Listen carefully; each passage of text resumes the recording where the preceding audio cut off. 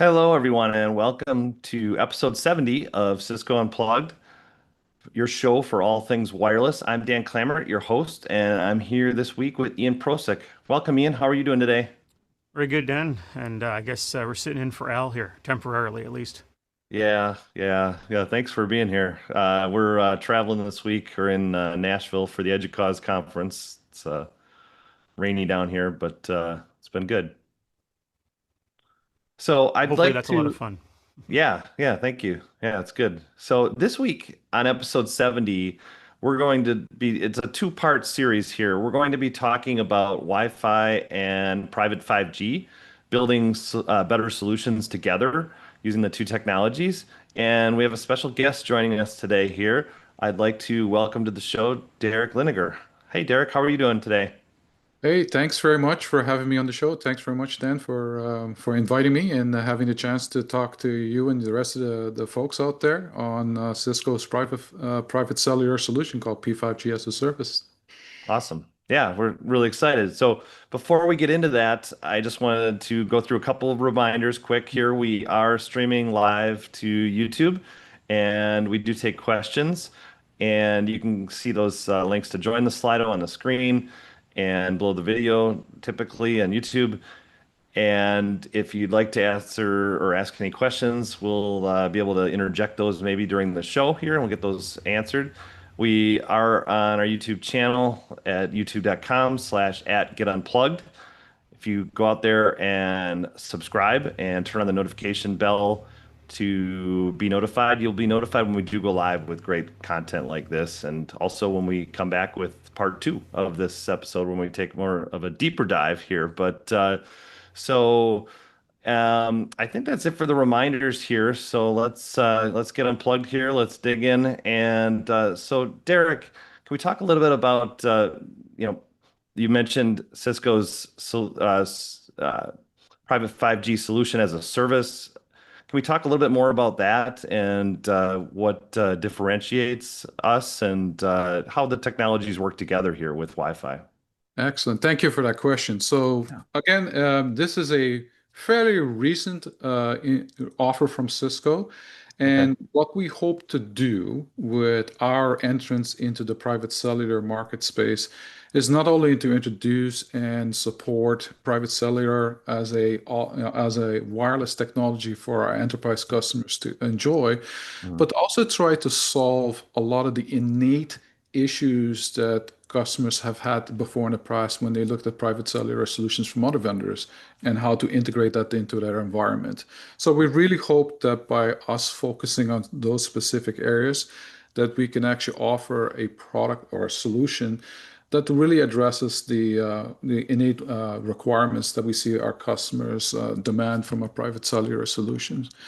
So first and foremost, we have to talk about private 5G because some of your customers may not be aware of what is currently available in the private 5G space Yeah, that'd be great. and what use cases typically can be addressed by a private cellular solution that has private 5G in there. So if I look at the left-hand side of this diagram that I'm sharing, most customers are focused on, hey, I want to be able to connect my devices, wherever they are, consumer-oriented devices or embedded devices or whatnot, using high-speed services over a private cellular infrastructure.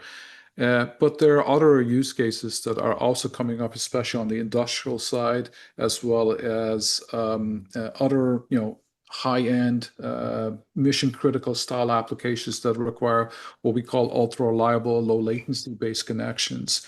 If you're thinking about, hey, I want to be able to connect robotic systems, or I want to be able to connect my augmented reality goggles in dangerous locations whereby you want to be able to talk to a subject matter expert while being able to put up diagrams or anything of that interest of that interesting information to be able to do your job in that location.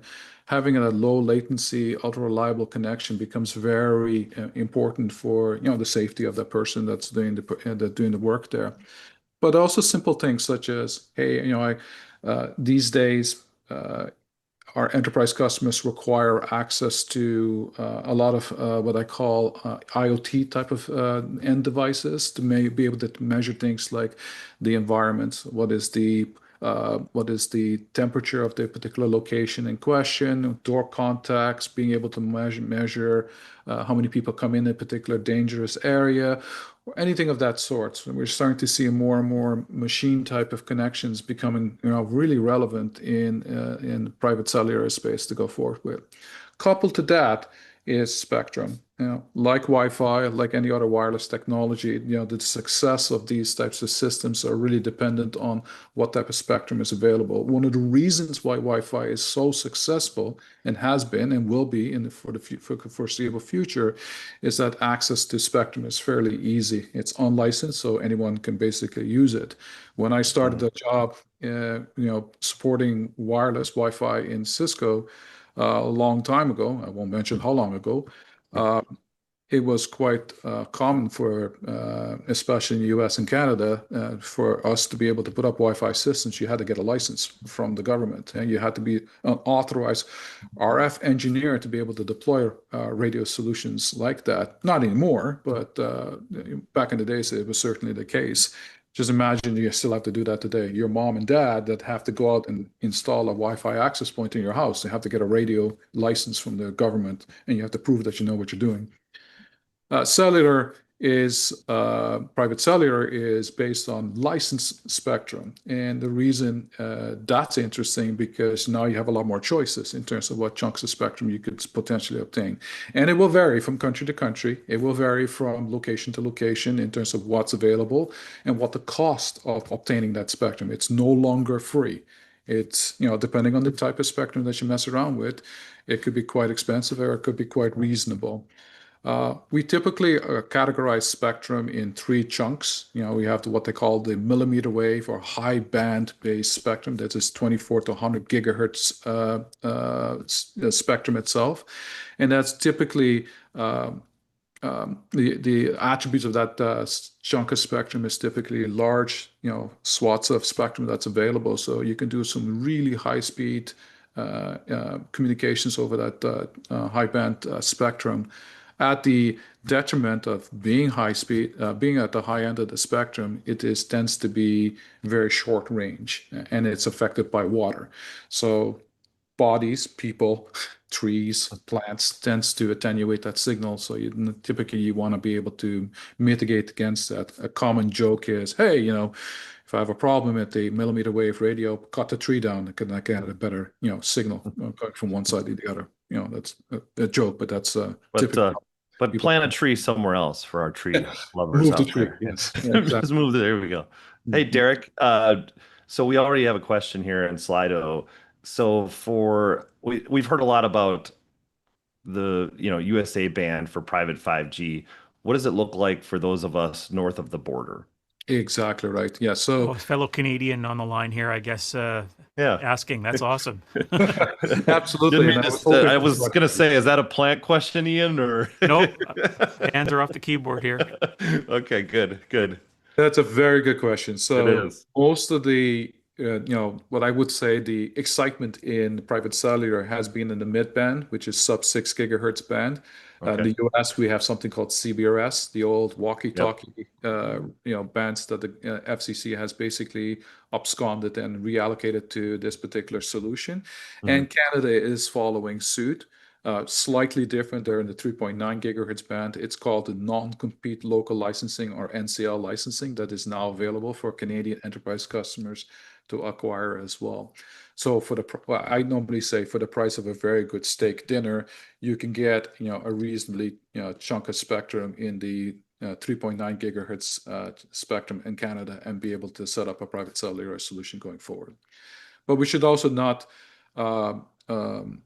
ignore the fact that there are other options available as well for some customers, for some use cases where you have to have extreme range from the radio to the endpoint. Low band based spectrum is also something that can be considered for private cellular solutions, although at those low bands with that narrow channels that you actually work with, you're typically not focused on YouTube videos that you want to download. You typically are only really interested on just basic messaging and connectivity options for those types of use cases. Derek, just a follow-up question for you on that. Yes. What's the difference in the channel allocation, like the width of those channels from like USA versus Canada? Is it kind of similar? It is As far as- similar. Yeah, okay. it's very similar. In the US, the size or the number of channels is larger depending on area, because there's 3 levels of access that the CBRS spectrum actually has. But each channel is 10 megahertz wide. You have the option, of course, depending on if it's available, to have allocating and getting multiple channels for the downlink and multiple channels for the uplink. Typically, we do 2 and 2, so you get 20 megahertz down, 20 megahertz up, similar to what the old Wi-Fi 802.11b and G standards used to have. In Canada, we have the same thing, although our number of channels is smaller. We only have 80 megahertz wide. We split in the middle 40 and 40, so we typically only allocate 10 and 10. But you can get 20 and 20, depending on the area that you're in, and if there's, of course, if the channels are available. And this is the interesting for my people, for my folks to understand. It is a first come first serve business. So if you're in a particular area, it's very popular for people to use wireless technology, and everyone around you is thinking about private cellular.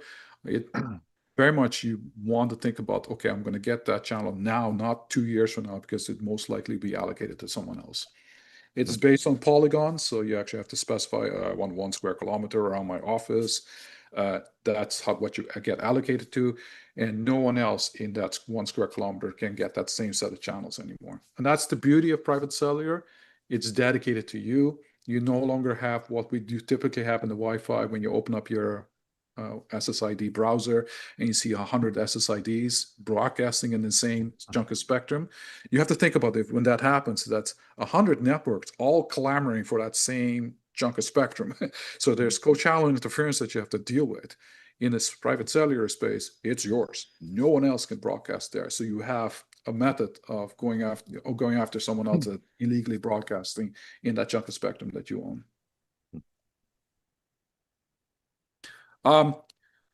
Why? That's the first question that typically I get asked. Why private cellular? Why isn't Wi-Fi good enough? Well, there are several really interesting factors that really start to, creep into specific use cases and specific verticals. Why private cellular is a good alternative option for use of wireless communications. First and foremost, like I mentioned before, is the clean spectrum. The idea that it's your spectrum, it is dedicated to you. You do not have to worry about 15 people blasting crap into the same spectrum itself, thereby making the behavior of how you can access that chunk of spectrum non-deterministic is out of the window now. So now we have a deterministic radio infrastructure, which means as an engineer, you can build reliable and performance-oriented networks. You can engineer to say, at the edge of the cell, I'm going to get a certain amount of throughput. I'm going to get a certain amount of latency that is not going to vary based on someone else blasting into that network or not. So that's a really interesting capability that is starting to creep into people's minds when they actually have to deliver mission critical applications. Hey, I'm a manufacturer of explosives, for example, and I got to mix these chemicals together in a certain amount, and they have to be just right. If that proportion is off, things go boom at night. Well, you want to be able to monitor how those things get mixed. And so we have operation technologies that we have with our partners that actually, that manufacturers buy to monitor and adjust the flow rates of these chemicals that get mixed. We like to put that over cellular infrastructure that is reliable, that always allows for the messages from the flow meters to the man-machine interface to be reliably sent so that we can actually have a proper monitoring of that mixing of those sets of chemicals. So that's a mission critical application that demands that the infrastructure has the capability of being able to always send those messages back and forth between the man-machine interface and the mixing systems that we are using for those chemicals. If that didn't happen, then you could have detrimental consequences going forward. Another key aspect of why private cellular tends to be slightly different than other wireless technology is that because of the amount of power that we can actually transmit specifically tied to those chunks of spectrum that we get. Not all spectrums are the same. I have to forewarn people that you can't just enable 4 watts of power on the cellular side and expect in any band. The band that the government's actually license out to people, they have limitations in the amount of power. Where we typically see that the cellular side tends to have a little bit better transmit power capabilities on the cellular side versus other radio technologies that people might want to consider. So that means you can do far more with less. So I can basically deploy less towers, less radio systems, less backhaul, less power for these systems to cover an equivalent footprint that would have with other radio systems that have a lower power settings going forward. And that may have some advantages, specifically when you're trying to do outdoor-based deployments. I have a yard, I have a giant area that I need to cover, and it becomes really difficult to put towers every 100 feet. So things of that nature becomes very important from a cost standpoint to support wireless technologies in certain difficult areas. Having said that, I don't want to give the impression that cellular is a replacement technology for any other of the wireless technologies that we see out in the field today. And far from that. What we're now advocating is that what they call a better together type of an approach, whereby you would use cellular as one of the many tools in your toolkit to be able to solve the wireless connectivity issues that enterprise customers have. In a lot of cases, hey, I already have Wi-Fi deployed. I already have Cisco URB deployed in my locations. Can I use private cellular integrated with those solutions? And that's where Cisco is focusing on. That's what Cisco's differentiators in this private cellular space is going to be. How do we do that integration? How do we provide seamless capability from a service continuity between Wi-Fi and cellular, so that when you are on a Wi-Fi footprint, you're inside of an office complex, you're walking around with your tablet, and you go outside in the yard where you have all these industrial pipes and tanks and whatnot, you may want to be able to switch from Wi-Fi into cellular in a seamless fashion by preserving the same security, by preserving the same layer 2 or layer 3 construct, same identity, same policies, seamlessly without having to bother the person that's holding the tablet by saying, hey, you have to go to a portal and re-authenticate again and get a different IP address, and all the applications break. That's not what we're trying to do. We're trying to provide a seamless session services. Having said that, primarily what we are seeing private cellular being deployed in enterprise locations are for mission critical applications, for OT networking, and isolation and security is still the number one topic that people are talking about. I still have to provide, a high degree of security, even more so than we're typically used to in an IT-based environment. So we have to, play on both sides of the wall. We actually have to provide that session service continuity, but still provide that isolation and security options that we are looking for. I think your point there, Derick, around kind of better together makes a lot of sense. And when it comes to like the whole, extended range and whatnot, I just grabbed my phone from behind me here, and I don't know if you can see that on the full screen there, but minus 107 dBm. When was the last time you had a Wi-Fi connection at minus 107 dBm? Correct. Right? So, that's just an example of the engineering that goes on in a cellular network, and the fact that the spectrum is coordinated and licensed. And to your point earlier, you have protection from the actual regulatory authority if there becomes a problem with interference, whereas you're not offered that in Wi-Fi. Correct. Yeah. So for those mission critical applications, this does make a lot of sense in certain circumstances, right? Absolutely correct. And it is that collection of advantages that a cellular solution starts to make sense, specifically for what I consider to be high-end based application, OT-based applications that sort of necessitate a more engineered approach to wireless solutions that we can offer. So when it comes to reliability, when it comes to a decent amount of predictable performance, it becomes slightly easier to do with a cellular-based solution, but I always are cognizant of the fact that many of our customers, if not all of our customers, have some degree of Wi-Fi that we have to provide integration services with so that we can provide that seamless session probability. In terms of the verticals, there's always low-hanging fruits in our markets, in our customer base. Typically, where we see private cellular be used a lot are in typical industrial manufacturing. I have a large manufacturing plant that has an assembly line, robotic systems, lots of machines that need to be communicated, and the assembly line changes. This week we're assembling product X, and next week we're assembling product Y. We had to move everything around. These guys don't have the cost points of doing that with physical wires is really difficult, and typical Wi-Fi deployments in the assembly line, which have been attempted before in the past, and it sort of works, is sometimes difficult depending on the type of assembly lines and robotic systems and stuff. It's not designed for humans, it's designed for machines. Distribution warehouses, where we have a lot of now autonomous guided vehicles, autonomous stacking systems, autonomous forklift trucks. These are great examples of where you need a reliable, predictable infrastructure put in place, because as soon as that autonomous guided vehicle loses connectivity or the service goes down below a certain threshold point, it stops. Then everything stops in that warehouse itself, and that is loss of revenue for the customer.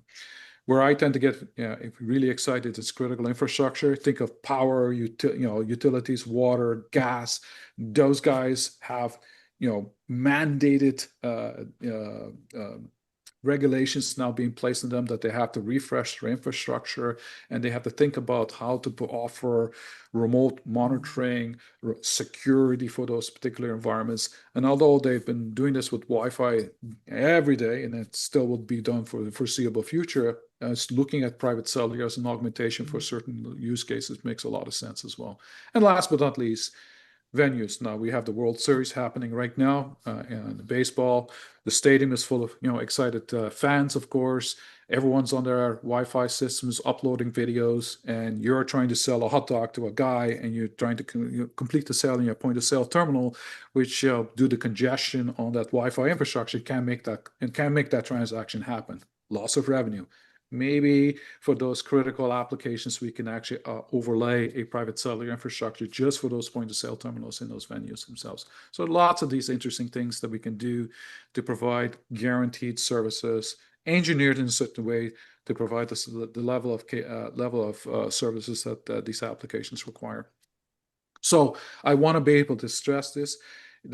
Cisco does not believe in the fact that private cellular is a replacement for Wi-Fi. We strongly believe that it is one of the tools in your toolkit that is better together with Wi-Fi. And in fact, most of our deployments with our existing customers that have gone down the path with Cisco actually deploy it using a combination of Wi-Fi and cellular, whether that's Cisco URB, Wi-Fi 6, and then all the upcoming Wi-Fi 7 applications with a private cellular offering gives you the best of all worlds, especially when it's integrated together.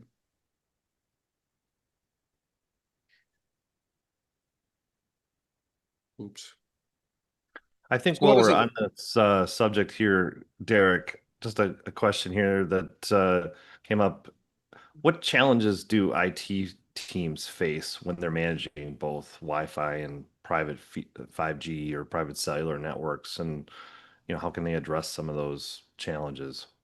Very good question. And that goes back to when the industry started doing private cellular about 10 years ago, when the LTE standards came about.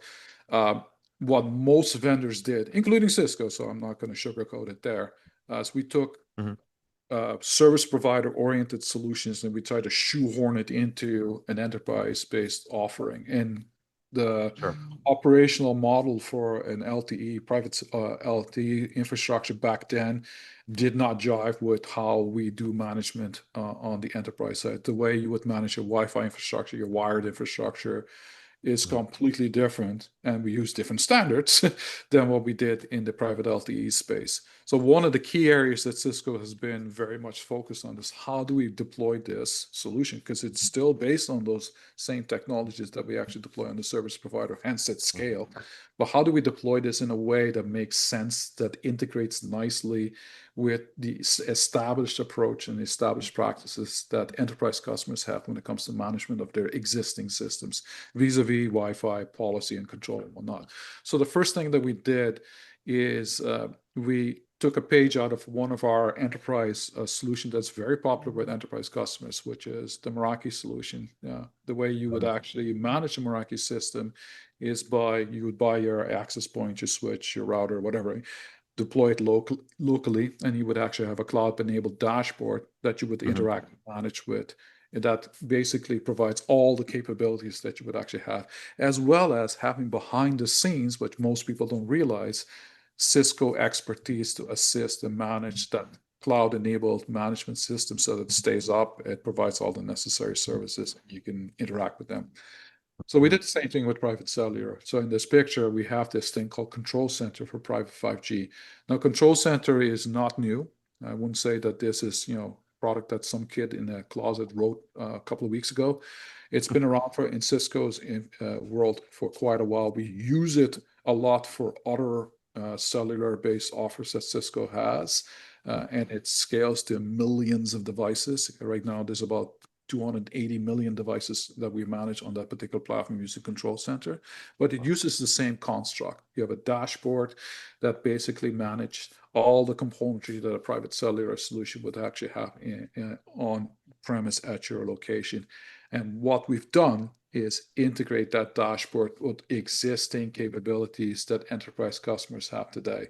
So the primary integration point that most of our customers are quite excited about on the private cellular side is Cisco ICE. If you're doing a Wi-Fi deployment, if you're doing Cisco URP deployment, if you're doing wired deployment, most likely you will have Cisco ICE as the preeminent policy and security management platform going forward that's integrated with either DNAC or Cisco's Catalyst Center. Having our private cellular offer integrated with Cisco ICE means that as a customer, there's only one point that I manage my policy, one point that I manage my security, my access control is, how I assign VLANs, how do we do IP addressing. All that's managed in Cisco ICE. It does not change whether that end device is connected via Wi-Fi, cellular, or anything else. That's how we provide that service continuity. It's integrated with Cisco ICE.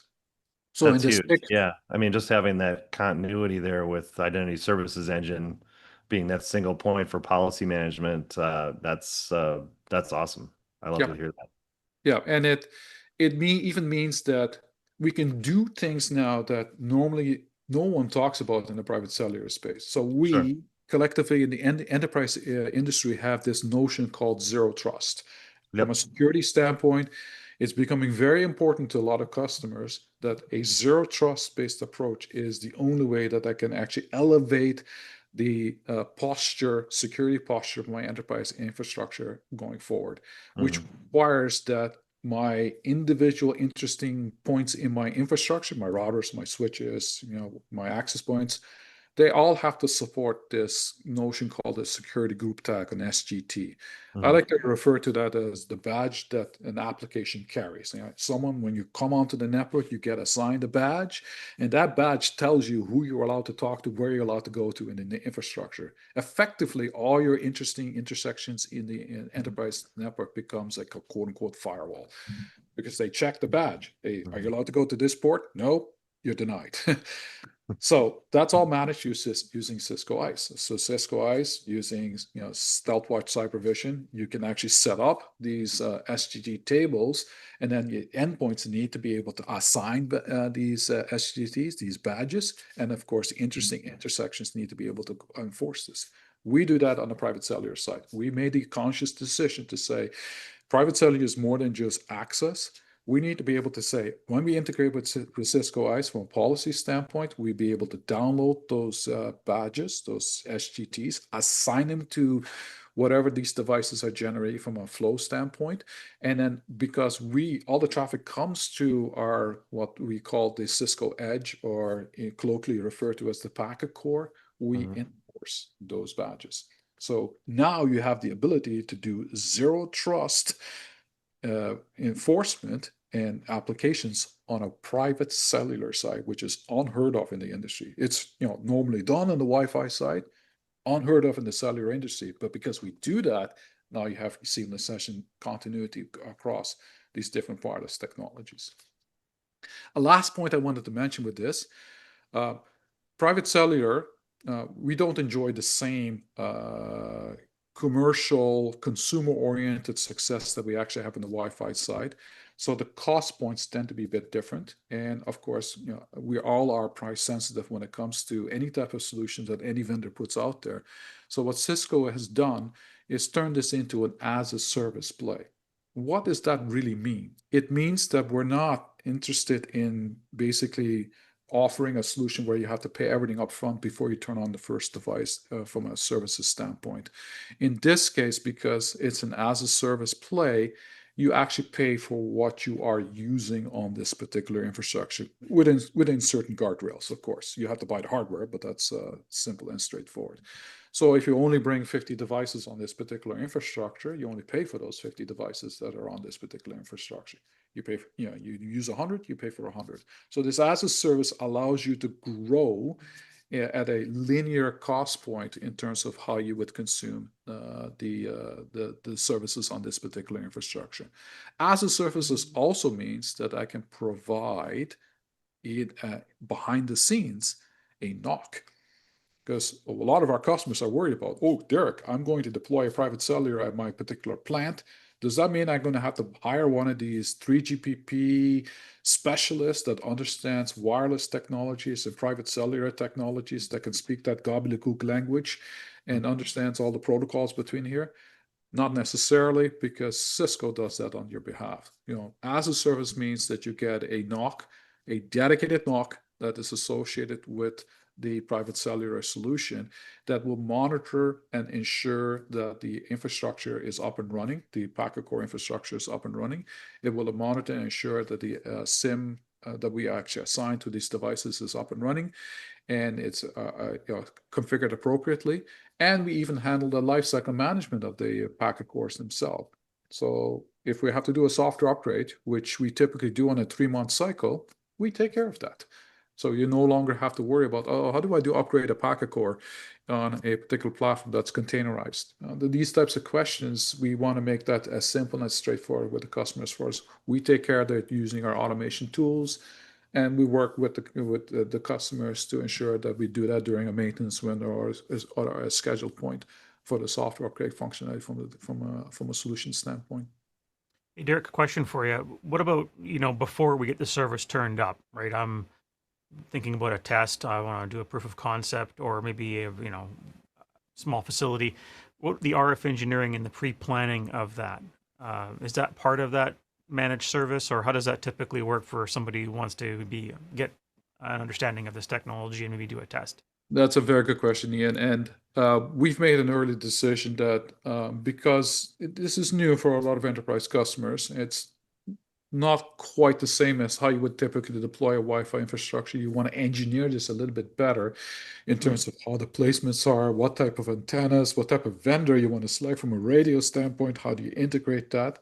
We typically sell the private 5G as a service offering to very specialized and certified partners that have the skill set to work with enterprise customers to say, okay, I have a site in British Columbia somewhere. It's an outdoor site. It's of this size. These are the componentries. They can actually sit down and work with the customers to do the proper site survey, RF engineering, to be able to answer the question, how many radios, what's the cost of radio, what type of radios do I need to deploy there, and interconnect them to the packet core, and then be able to give you an estimate cost of what it would entail to actually build that out.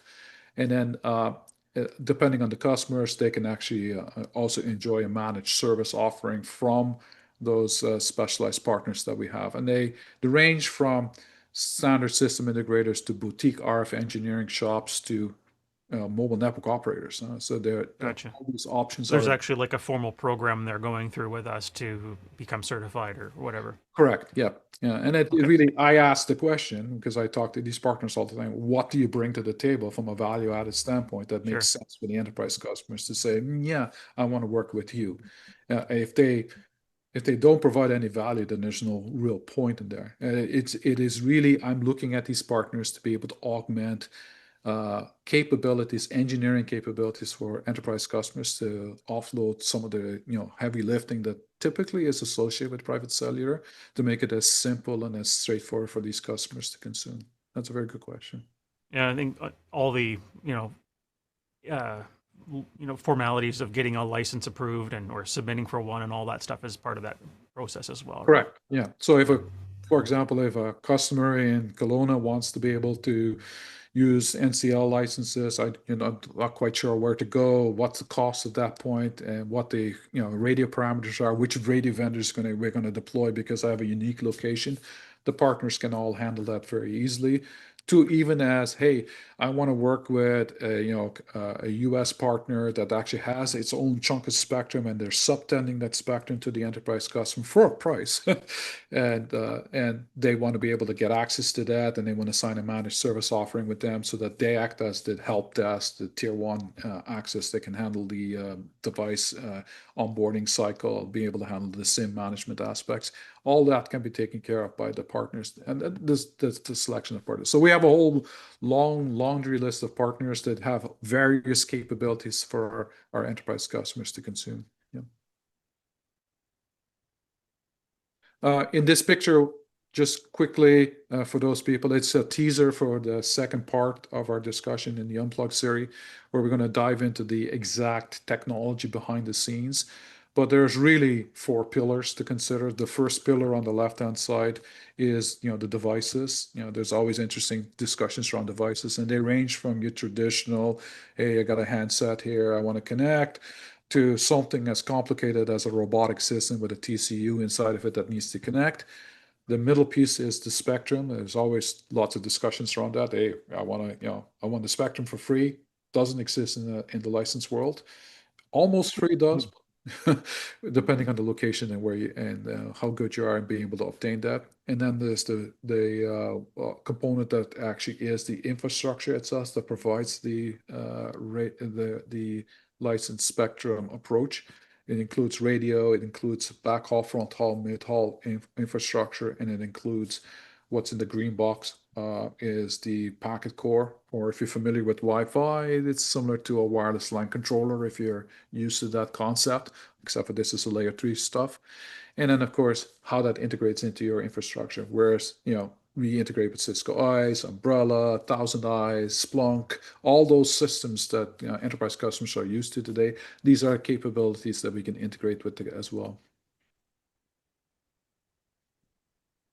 But having said that, where I get excited, where I tend to focus on is on the OT side. Most of my customers that are doing anything with private cellular primarily are OT customers that have OT requirements due to the fact that they want to leverage that reliability and engineering approach on private cellular for the delivery of OT-based application, which tend to be mission critical. Cisco has enormous amount of intellectual property knowledge about OT infrastructure. We have validated designs where we tested and validated and deployed this with many customers.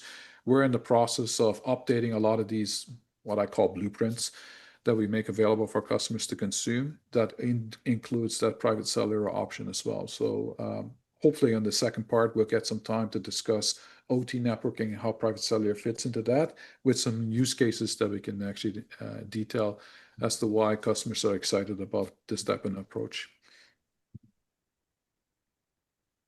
So in conclusion, in closing, unless there's any questions. Well, there actually is a question here, Derick. I don't know if there's enough details here, but the question is, what radios do you support? A very good question. So we, as a vendor, had to make a decision. Do we build our own radios like we did in the Wi-Fi space? Sure. Or do we actually do something else? When we look at the market, there's about 20 odd vendors, very good radio vendors that have been in that radio business for eons. Okay, so they've been there, they've been supplying radios to both service providers and now enterprise customers, and they've got a rich set of portfolio, and they manage the cost points, very important, the performance profiles, as well as the certifications on a country-by-country basis. Unlike Wi-Fi, where you can build one access point that basically is sold across the planet because all are using the same chunk of spectrum, every country is going to be different for radios. So effectively, you're going to be building a radio per country, which is very much a hurdle that, as a vendor, you have to overcome when it comes to the cost points, because I don't want to make these radios, super expensive. Sure. So Cisco said, rather than us building a radio and entering a very crowded, highly competitive race to zero type of market when it comes to the cost points, we're going to change the story a little bit and allow you as the customer to pick any radio manufacturers of the existing radio vendors that are out there integrated with us. So we allow any radio solution to be integrated with our private 5G solution that we have out there. What it means to our customers is that they have a choice now. If I'm a mining customer, I prefer radio vendor X because when I've done my testing, the way they have designed the packaging, the way they have designed their antennas, and how they mitigate against multi-channel interference, I want to use that vendor X. If I'm a warehouse customer, I want something cheap and cheerful, but that gives me the proper coverage and the capacity. Okay, that's a different end of the spectrum. So by offering our customers, you can pick any radio manufacturer that you have out there that you see that you like, with your partner, of course.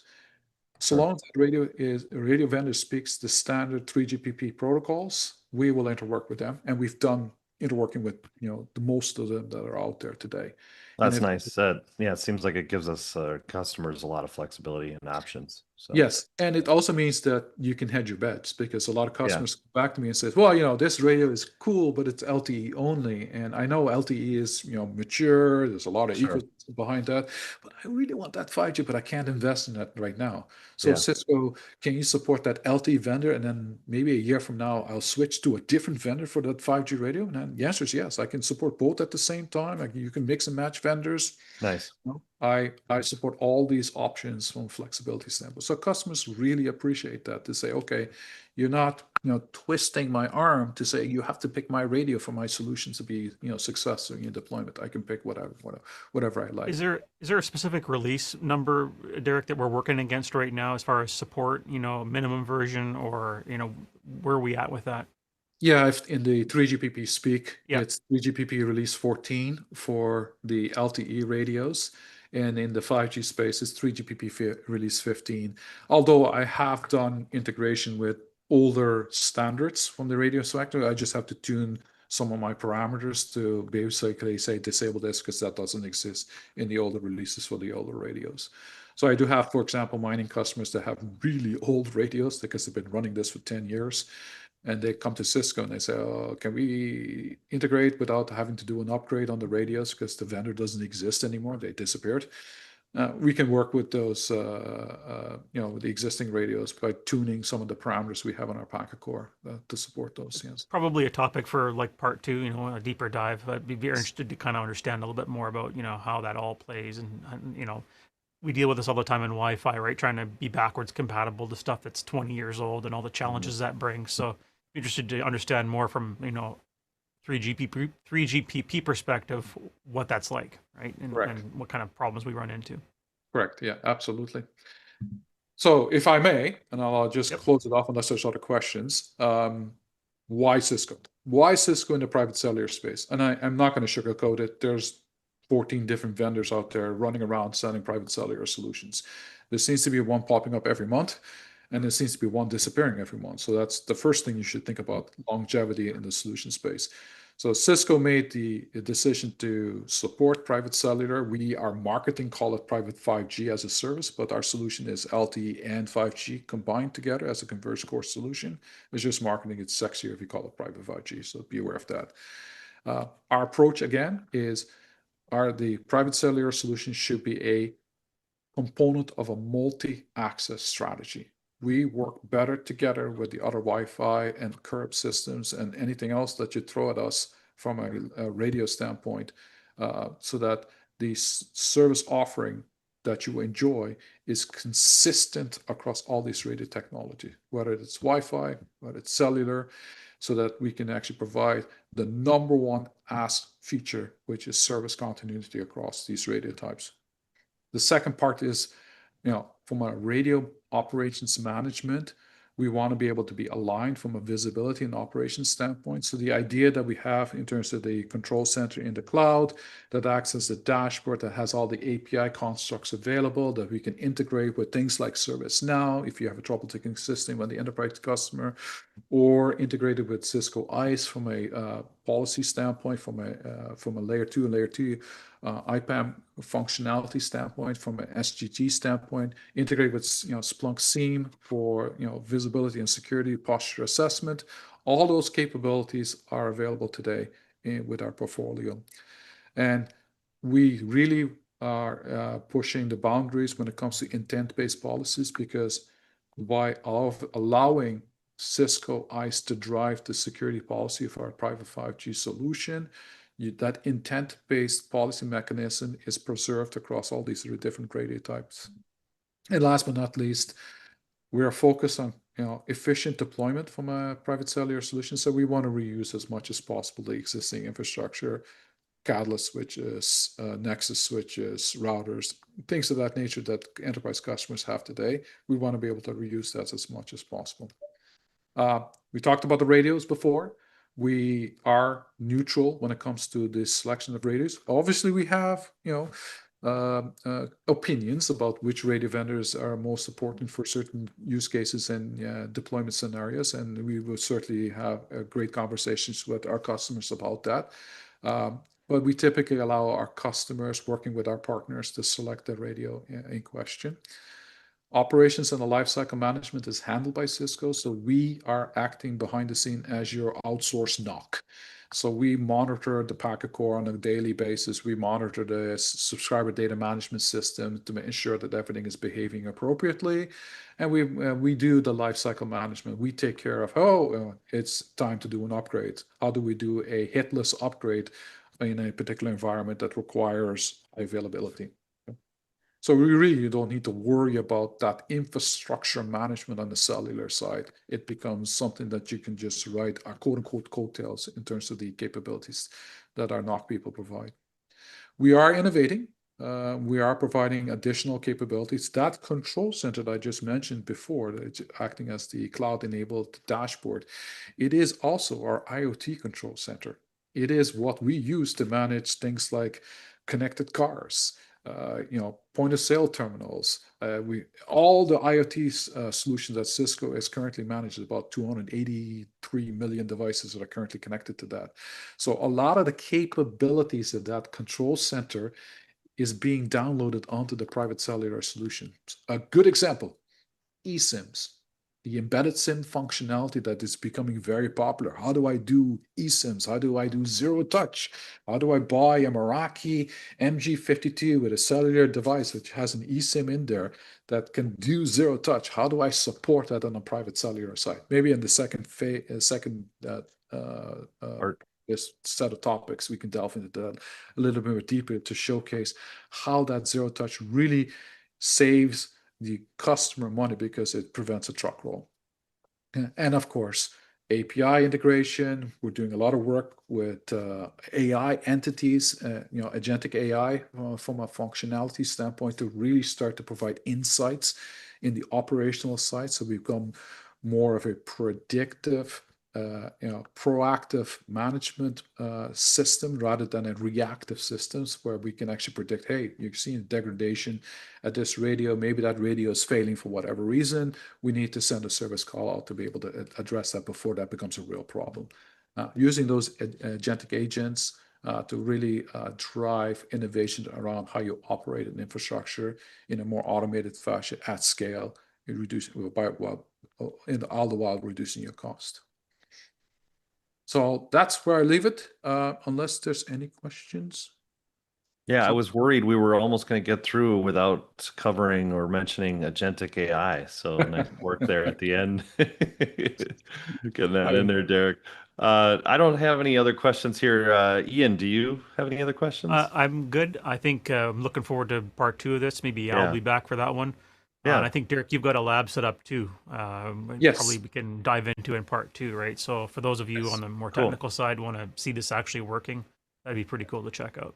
Yeah, we do have labs, of Awesome. course, across the US and Canada. I have one in my office here in Canada, and it's an innovation lab. So we tend to take customers' specific use cases, third-party systems. They typically come to us and say, "Hey, how do I do X? Yeah, tell me what I need to do." Well, Cisco doesn't build all the componentries to do X, but we bring in the vendors.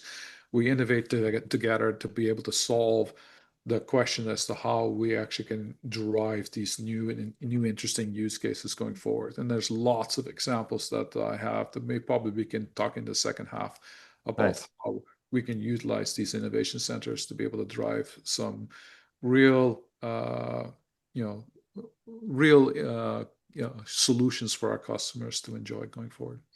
Well, thank you very much, Derek. This has been super informative. I know I've learned a bunch here, and I'm really excited for part two. So appreciate your time today. And as a reminder, the easiest way is to be notified of when we do go live and bring out part two and other great content here is go to the channel, youtube.com/@getunplugged, subscribe, hit the notification bell. You'll be notified when we do go live. Also, a reminder, we do have a schedule out there, and when we do get that episode scheduled, you will see that on the schedule. It's right below the name banner on our channel. It's the first link there. You click on that, and you'll get our upcoming episode schedule there. We're scheduled now through the new year. Hard to believe we're talking about 2026 here at this point. But so thanks again, Ian. Thank you, Derek. Really appreciate your time today. It was a great episode.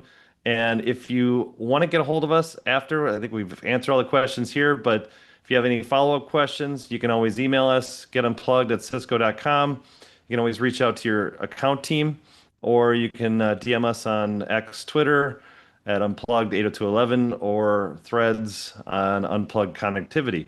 So thank you very much for watching. Appreciate your time. And until next time, stay connected and unplugged.